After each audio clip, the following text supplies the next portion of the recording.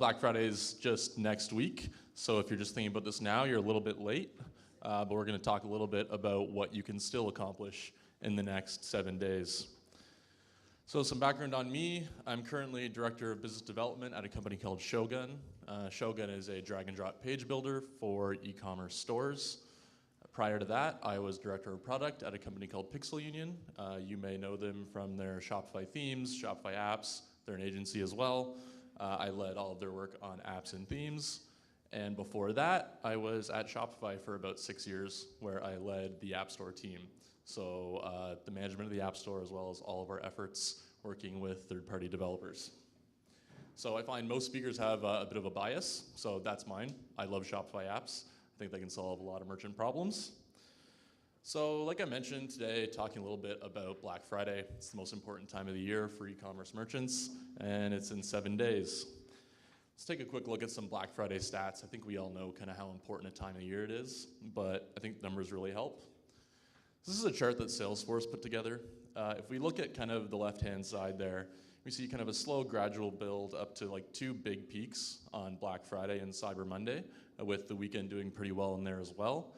And then kind of that quick taper down to levels that are significantly lower.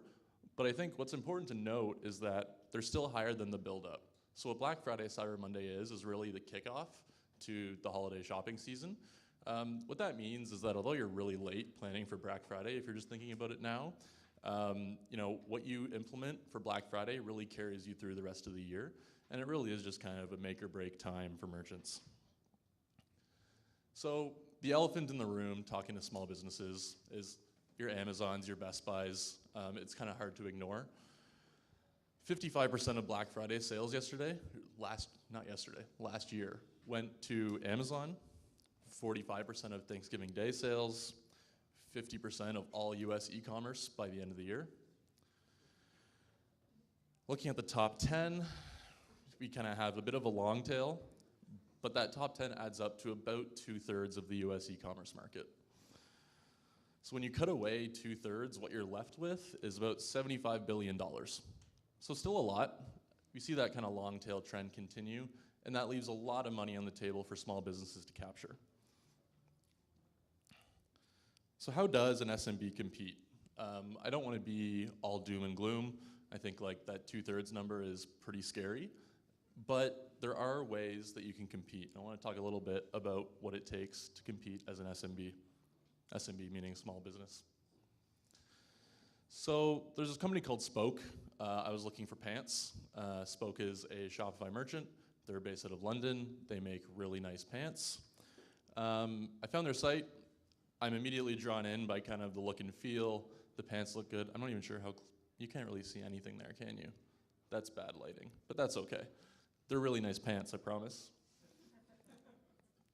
I don't know what size I am because I've never heard of this brand. I don't know. They've got this like really cool tool where it asks you a couple questions and determines what model of pant you should buy as well as what size.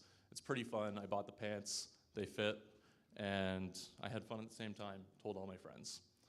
Now compare that with shopping for pants on Amazon. I didn't buy these pants because I don't really hate myself that much to spend $25 on pants and not have them fit. But let's take a look. They've got a size chart. I'm sure I could find pants that fit if I wanted. So click through to the size chart. We've got arm measurements for pants. Not a great start. No mention of length anywhere. Read the title, it's just men's apparel sizing chart. They don't even know what product they're talking about. I didn't buy these pants, and I'm glad, but I might have been able to maybe, after a few tries, get something that fit. So what it really comes down to is small businesses can provide a more personal experience than someone like Amazon, and chunks of the market really do care about that. So what we need to compete as an SMB is to provide an online experience that Amazon just can't match.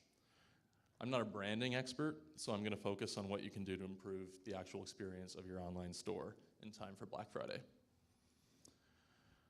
I was talking to an agency friend that I know. He's a project manager at Bold Commerce, and he said this, which I think is kind of funny and sort of telling that we're talking about this a week before Black Friday. Starting in June, July, August, they start reaching out to every merchant they work for and trying to figure out what their plans are because they don't want to be slammed the week or two before Black Friday, and nobody ever lets them know. The best ones do, and they love those customers, but they're always scrambling. And so if you go talk to an agency today about what you can do for Black Friday, they're probably gonna laugh and tell you to come back next year. So what can you do on your own? There is still things. I think step one, take a walkthrough of your store. You need to hit your homepage, start on desktop and mobile. Now I find a lot of merchants are really close to their stores and they don't necessarily see the problems that their customers see. So feel free to ask a friend, go through it with them, and take really good notes about things that jump out at you that need to be fixed. Things like your navigation. Does navigation make sense? Are links where merchants are gonna find them? Are all the pages that you need there? Things like frequently asked questions, your shipping and returns information. Those are all pages that you can make on your own. Shopify makes it really easy. Look for things like buttons that are the wrong color, things that are really easy that you can just fix on yourself in your store's theme settings or wherever you need. Now, before you go making changes that you find, make a backup of at least your theme. That's really easy to do on Shopify. You can save the whole thing. Or even better, use an app like Rewind to take a backup of all of your products, all your orders, everything like that before the most important time of the year. Step two, last minute tweaks. So you remember I said there's not that much time to make any big changes. That's mostly true. Don't talk to your agency about changing your theme, but there's lots that you can do with apps to make your store work a little bit better in time for Black Friday. On your own, you can solve a lot of problems in the App Store, whether it's things like adding live chat to your store, which is an instant conversion raise, coming up with a return center solution to make the returns process easier for merchants. These are all things that are really super easy to do in a short period of time with plug-and-play apps. In the same vein, make sure that your reporting and analytics are in good shape. With increased traffic comes increased opportunities for you to learn. There's lots of things that you can find out during Black Friday just by virtue of the increased traffic. Things like if you have trickles of traffic, it's hard to figure out what kind of a consistent conversion rate is for your store. But when you double, triple, quadruple that traffic, it's easier to find answers to things like that. It's also a good time to make sure that your Facebook pixels are firing correctly so that anybody who visits your store and doesn't buy during the weekend, you can retarget them later throughout the rest of the year. Now, shameless plug, I have to talk about Shogun while I'm here. You know, when we mentioned those shipping pages, those frequently asked questions pages, Shopify has some basic tools for coming up with those, and I would encourage you to use those. If you want to do something a little bit more interesting, Shogun makes it super easy for marketers and non-technical folks to build out pages. You can also check out Pagefly. They're a competitor of ours with a pretty good app. And Gem Pages if you want something that's not as good. Now, our friends at Gorgeous released some data about customer service requests. We talked about that a little bit earlier with live chat. I think this is really interesting. Maybe that's because I'm kind of a nerd, but support requests you see them in 2016, they peak kind of 1 to 2 weeks after Black Friday, Cyber Monday. With increased orders, obviously comes increased customer support requests, and using tools to help alleviate that. It's not gonna make you more sales necessarily. It might in the long term by providing kind of that good customer experience, but you're gonna have a lot of work to do dealing with the inevitable returns, the inevitable where are my order questions, things like that. Now, we did talk about our agency friends being very busy, and I think that's true. There are services like my other friends here at StoreTasker that are super good for those small changes. Things like if there's something on your site where you don't like the positioning of it, but you're not comfortable diving into the code, then StoreTasker or other smaller freelancing services are great. They're affordable.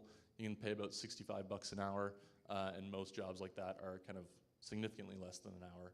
So I'd encourage you to explore options like that. Now, step 3, discounting. I don't think I have a lot of time, and to be honest, I'm not much of a sales expert, so we'll go through these ones pretty quick. So when comparing against Amazon, I think it's really interesting how a lot of merchants think about it. They think that they have to have the biggest discounts. The fact of the matter is, I mean, with Amazon and other big companies, they just have a scale that you just can't compete with. think it's really important to come up with the right discount for your store, and it's really about the intersection of product and your audience. So if you're selling something like a commodity good, whether you're drop shipping it or buying it in bulk and reselling it, things like that, and there's 100 other stores that are selling the same thing, then I think you are almost forced into going for the biggest discount possible. A lot of merchants aren't like that, and those are kind of my favorite ones. If you're making something by hand, you might not have the margins to support a big discount. And it's important to not fall into the trap of thinking that that's what you have to do. With a little bit of creativity, you can kind of come up with your own strategy for discounting, whether it's, if you're selling something that typically has very expensive shipping because it's huge, even just a free shipping deal can be enough to get your loyal customers to buy again during this time of the year. Step 4, marketing. Now, if I'm not a discounting expert, I'm definitely not a marketing expert. Shogun hired me as director of growth, and that lasted for about 3 weeks before they realized that I was better in partnerships. I think the keys to marketing around Black Friday is really, more of the same. I think if you're thinking about running ads for the first time, this is the worst time of the year to do it. I would stick to what you're already doing. If you're sending a newsletter, then make sure you hit your customers kind of the week leading up to and letting them know about what sales you've got. If you are running ads, I think following best practices like building out custom landing pages, highlighting kind of the specific deals rather than just pointing customers to a generic product page.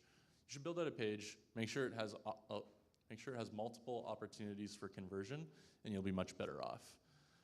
With ads, like I mentioned, don't start doing it right now. If you're already doing it, then that's great. Now's a great time to increase your ad budget.